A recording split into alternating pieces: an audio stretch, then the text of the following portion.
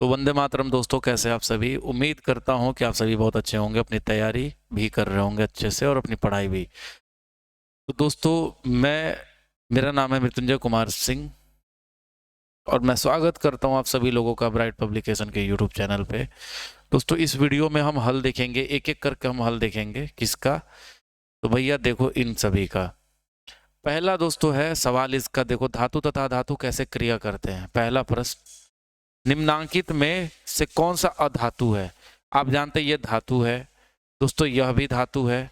और ये बताओ, ये क्या दोस्तों? प्लेटिनम, निकल।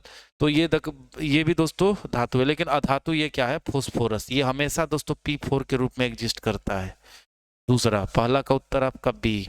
दूसरा, कैल्शियम की परमाणु संख्या कितनी है? तो भैया कैल्शियम की परमाणु संख्या जो है वो है 20। कितनी है? 20 है।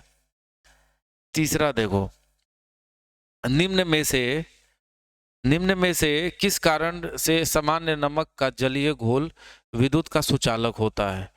तो भैया केवल ऋणावेश की गति के कारण, धनावेश तथा ऋणावेश दोनों की विपरीत दिशा में गतियों के कारण। यानी कि इसका दोस्तों उत्तर क्या हो जाएगा? तीसरा का बी हो जाएगा। ऐसे तत्व जो इलेक्ट्रॉनों को त्याग कर धनात्मक आयन बनाते हैं, इलेक्ट्रॉन का त्याग कर देते हैं, ठीक है, और वो इलेक्ट्रॉन का त्याग करके धनात्मक आयन बनाते हैं। तो दोस्तों ऐसे को हम क्या कहते हैं? आप जानते हैं, ऐसे को ही तो हम धातु कहते हैं। और जो दोस्तों लेते हैं वो अधातु हो गए। ऑक्सीजन की संयोजकता दोस्तों कितनी है? ऑक्सीजन की संयोजकता आपको पता करने के लिए दो है, वैलेंसी। वैलेंसी पूछा गया, आपसे पूछ दे ऑक्सीजन का एटॉमिक नंबर कितना होता है? 8। तो भैया हम लिखेंगे ना KLMN। ये हो गया 2 और ये हो गया 6। आपसे पूछ दे कि इसको और कितने चाहिए इलेक्ट्रॉन ताकि ये अपना ऑक्टेट पूरा कर ले, अष्टक पूरा कर ले। आप जानते हैं 2 चाहिए। यही दोस्तों वैलेंसी है। तो ये हो गया उत्तर, सी हो गया।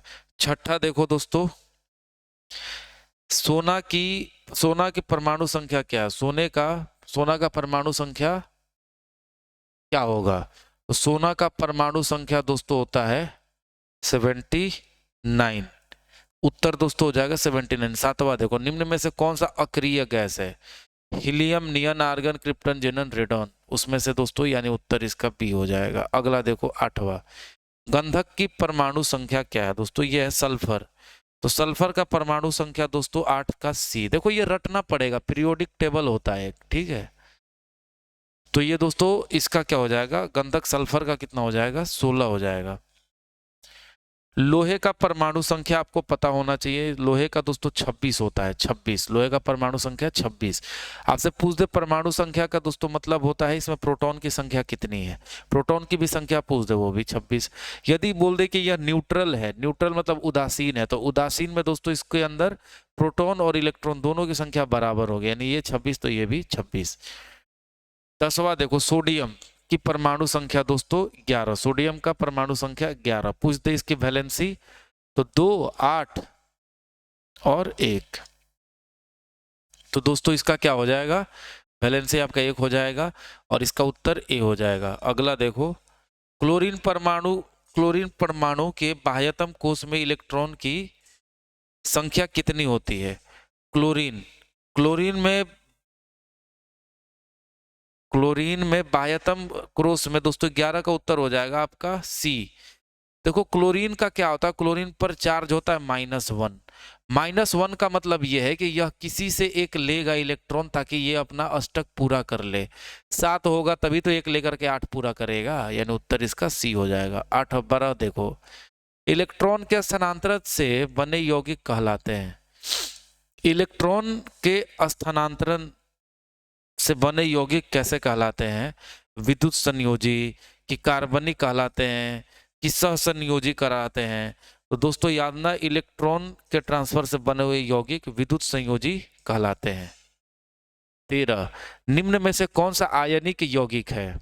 तो दोस्तों यहां पर आपको देखना पड़ेगा आयनिक यौगिक, जिस पर देखा जाए तो प्लस या माइनस चार्ज होगा उस पे। तो इस पे आपको पता होना चाहिए कि 13 नंबर का जो उत्तर हो जाएगा ये नहीं होगा, यह भी नहीं, सी है Cl2 माइनस, यानी कि दोस्तों ये वाला उत्तर होगा, 13 का उत्तर सी होगा। लाल तप्त आयरन पर जल वाष्प प्रवाहित करने पर कौन सा यौगिक प्राप्त होगा? लाल तप्त, एकदम तपता हुआ जो आयरन होता है, तो उस पर जब हम क्या जल वाष्प प्रवाहित करेंगे तो वो क्या हो जाएगा हमको दोस्तों, जलने के बाद उसके साथ अभिक्रिया भी तो करेगा ऑक्सीजन के साथ, तो Fe3O4 बनाएगा। उत्तर आपका 14 का भी सी हो जाएगा। 15 नंबर आओ। हीलियम कैसा है? अक्रिय है। हीलियम अक्रिय है, 15 का उत्तर ए होगा। ये किसी के साथ अभिक्रिया नहीं करेगा, इसको नोबेल गैस कहते हैं, अक्रिय गैस कहते हैं। अगला देखो, सिलिका। तो सिलिका क्या है? तो दोस्तों 16 का जो उत्तर हो जाएगा वो उप धातु है। सिलिका जो है वो एक उप धातु है, पूरी तरीके से धातु नहीं होता है ये। 17 नंबर देखो, किस तत्व में संयोजी इलेक्ट्रॉनों की संख्या सबसे अधिक है? तो 17 में आप देखोगे संयोजी इलेक्ट्रॉनों की संख्या इनमें से सबसे ज्यादा अधिक दोस्तों किसके पास है? सी के पास है। कितने हैं? 4 है। अगला देखो, जब मैग्नीशियम फीता को जलाया जाता है तो उत्पन्न आग की लौ होती है, कैसा होता है बताओ? पीला होगा, नीला होगा, चमकीला, उजला होगा? तो दोस्तों 18 का उत्तर क्या हो जाएगा? चमकीला उजला होता है। कैसा होता है ये दोस्तों? जब ये जलता है तो इसका फ्लेम कैसा होता है, आग इसकी ज्वाला कैसी होती है? तो दोस्तों याद है ना, व्हाइट होती है, सफेद। 19 सोना का परमाणु संख्या दोस्तों क्या है? सी होगा उत्तर। ये रटना पड़ेगा आपको, ये कोई बताएगा नहीं दोस्तों, समझा नहीं सकता है। 20 का, सोडियम फॉस्फेट का अणु सूत्र क्या होता है? Na-PO4 कि आपका Na3PO4, यही होगा। ये नहीं होगा, ये भी नहीं होगा, Na3PO4 सोडियम फॉस्फेट हो गया। तो 20 का उत्तर आपका बी हो गया। तो दोस्तों ये हो गया।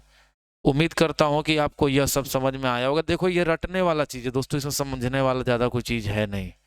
तो अब मिलते हैं दोस्तों, तब तक के लिए जय हिंद, वंदे मातरम।